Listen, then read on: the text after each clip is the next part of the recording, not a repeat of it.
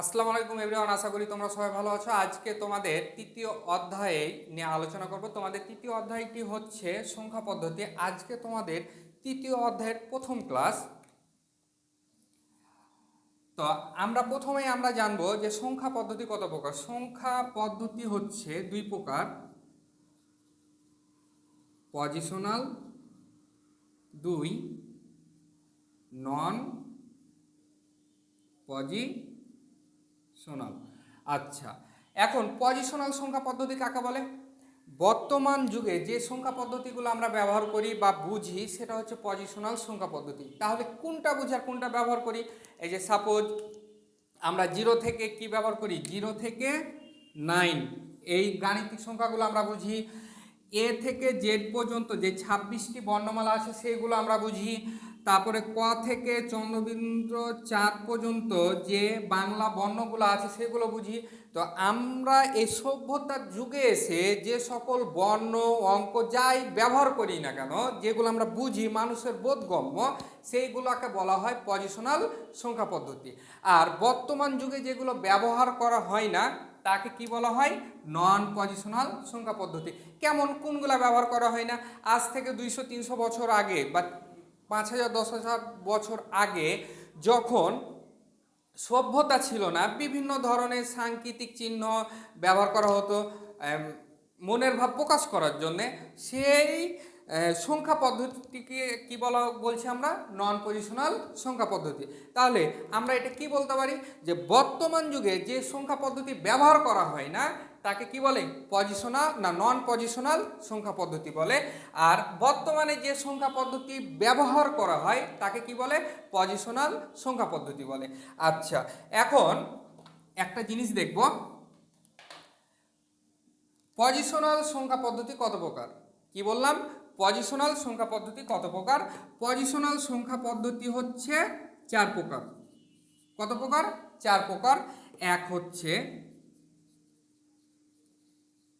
Decimal বা দশমিক। একটা মানুষের একাধিক নাম কি থাকতে পারে না? পারে।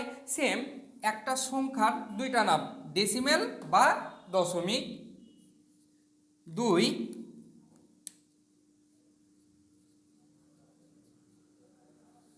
বাইনারি। 3 অক্টাল। 4 হেক্সাডেসিমেল। আচ্ছা, ডেসিমেল বা দশমিক সংখ্যা পদ্ধতির মৌলিক সংখ্যা কয়টি? ডেসিমেল বা দশমিক সংখ্যার মৌলিক সংখ্যা হচ্ছে টোটাল 10টি। সেটা কি কি? 0 থেকে 9 পর্যন্ত যে মৌলিক সংখ্যাগুলো আছে সেগুলোকে আমরা কি বলছি? ডেসিমেল বা দশমিক সংখ্যা বলছি। আর বাইনারির মৌলিক সংখ্যা কয়টি? 2টি, 0 এবং 1। অক্টালের সংখ্যা কয়টি? 0 থেকে 7 পর্যন্ত এই 8টি সংখ্যাকে কি বলছি আমরা? অক্টাল সংখ্যা বলছি। আর হেক্সাডেসিমেল সংখ্যা হচ্ছে 0 থেকে 9 এবং এ থেকে এফ পর্যন্ত যে 16টি সংখ্যা আছে সেগুলোকে কি বলছি আমরা? হেক্সাডেসিমেল সংখ্যা বলছি। আচ্ছা, নন পজিশনালের কোনো প্রকারভেদ নেই। নন পজিশনালের কি নেই? কোনো প্রকারভেদ নেই। পজিশনাল সংখ্যা পদ্ধতি তাহলে আমরা কি জানছি? 4 প্রকার, ডেসিমেল বা দশমিক, বাইনারি, অক্টাল, হেক্সাডেসিমেল। এখন আমরা এই ডেসিমেল বা দশমিক এটা এখন আমরা বিস্তারিত জানব। আমরা একটা ছক করব, তার মাধ্যমে সম্পূর্ণটাই বোঝার চেষ্টা করব। ঠিক আছে? তোমরাও আমার সাথে সাথে কি করো? ছকটা তৈরি করো।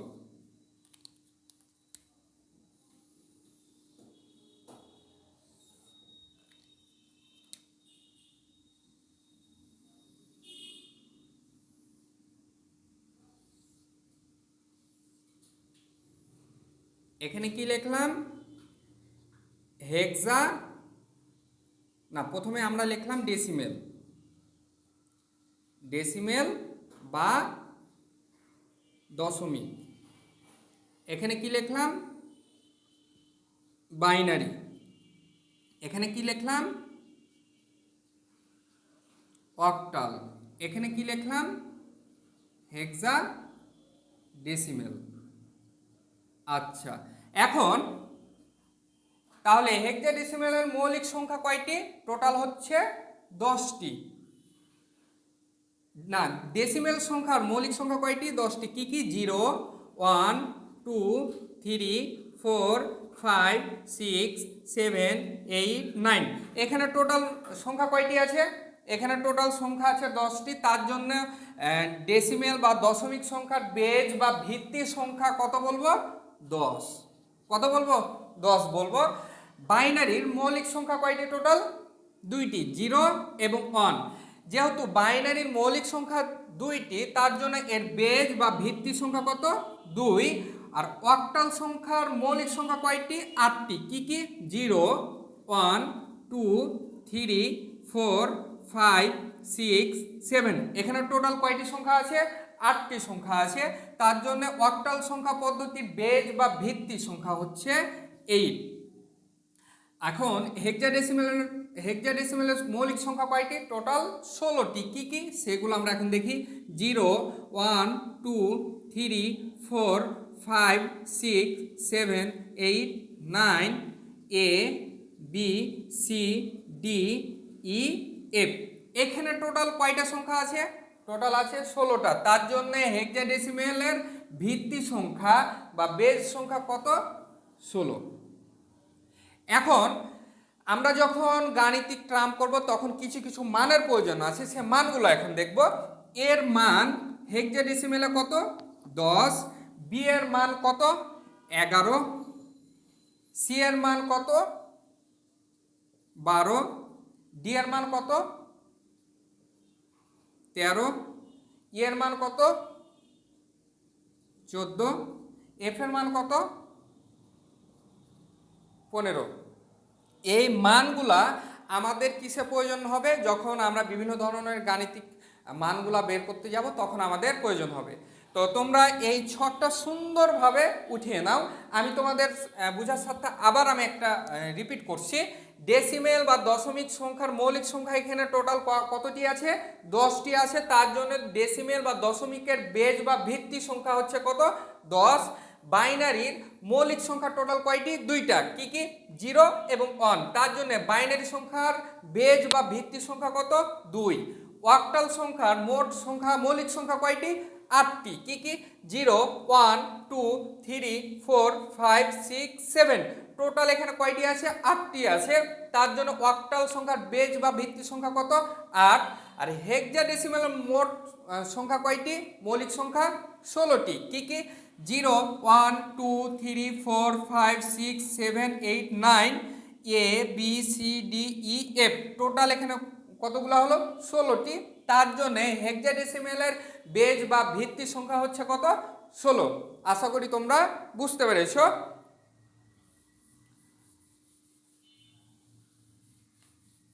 তোমাদের আমি এখন একটা প্রশ্ন দেখাই। ডেসিমেল থেকে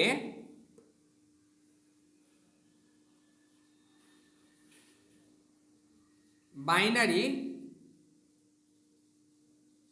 সংখ্যায় রূপান্তর। আচ্ছা, এখন একটা জিনিস খেয়াল করো। এখানে আমি কত লিখলাম? 35.25। এখানে কি লিখলাম? 10 লিখলাম। তারপরে এখানে কি দিলাম? 2 দিলাম। আচ্ছা, এখন একটা জিনিস খেয়াল করো। একটা এখানে আমি প্রশ্ন লিখলাম, প্রশ্ন লেখার পরে এখানে 10 লিখলাম। তার মানে এই সংখ্যাটা কিসে আছে? দশমিকে আছে। এখানে 2 লেখা আছে, মানে এই সংখ্যাটা কিসে রূপান্তর করতে বলছে? বাইনারিতে রূপান্তর করতে বলছে। এখন কিভাবে বুঝবো বাইনারিতে রূপান্তর করতে বলছে? এই যে এখানে বাইনারি ভিত্তি বা মৌলিক সংখ্যা কয়টি? 2টি। তার জন্য আমরা কিভাবে বুঝলাম যে এখানে বাইনারিতে রূপান্তর করতে বলছে। এখন সাপোজ একটা জিনিস খেয়াল করো, আমরা যদি এখানে লিখি 75.35, এখানে আমি 10 লিখলাম, তার মানে এই সংখ্যাটা কিসে আছে? দশমিকে আছে। কিভাবে বুঝলাম? মানে বেজ বা ভিত্তি সংখ্যা এখানে কত দেওয়া আছে? 10 দেওয়া আছে। আচ্ছা, আমি এখন এখানে লিখলাম 8, মানে কার ভিত্তি বা বেজ সংখ্যা 8? অক্টালের ভিত্তি বা বেস সংখ্যা 8, তার জন্য আমরা কিভাবে বুঝবো যে এই দশমিক মানটা অক্টালে রূপান্তর করতে বলছে। এখন আরেকটা প্রশ্ন দেখো, 1011.101, এখানে কি লিখলাম? 2 লিখলাম। তার মানে এই সংখ্যাটা কোন সংখ্যা পদ্ধতিতে দেওয়া আছে? বাইনারি। কিভাবে বুঝলাম? বাইনারির বেজ বা ভিত্তি সংখ্যা কত? 2। তার জন্য আমরা একটা বুঝতে পারলাম যে এখানে আমাদের এই সংখ্যাটা আছে বাইনারিতে। এখন আমি যদি এখানে 10 লিখি, তার মানে কার বেজ বা ভিত্তি সংখ্যা 10? ডেসিমেল বা দশমিক সংখ্যা পদ্ধতির ভিত্তি সংখ্যা কত? 10। তার জন্য এই সংখ্যাটা কিসে রূপান্তর করতে বলছে? দশমিকে বা ডেসিমেলে রূপান্তর করতে বলছে। তো আশা করি তোমরা বুঝতে পেরেছো। যদি বুঝতে না পারো কোনো সমস্যা নেই, আমাকে কমেন্ট সেকশানে কমেন্ট করো অথবা আমাকে এই ইনবক্সে SMS করো। আমি ইনশাল্লাহ তোমাদের জন্য এই ক্লাসটা পরবর্তীতে আবার নিব এবং কি তোমাদের যতগুলো প্রবলেম আছে সেই প্রবলেমটা আমি সলভ করে দিব। তো সবাই সুস্থ থাকো, ভালো থাকো, আল্লাহ হাফেজ।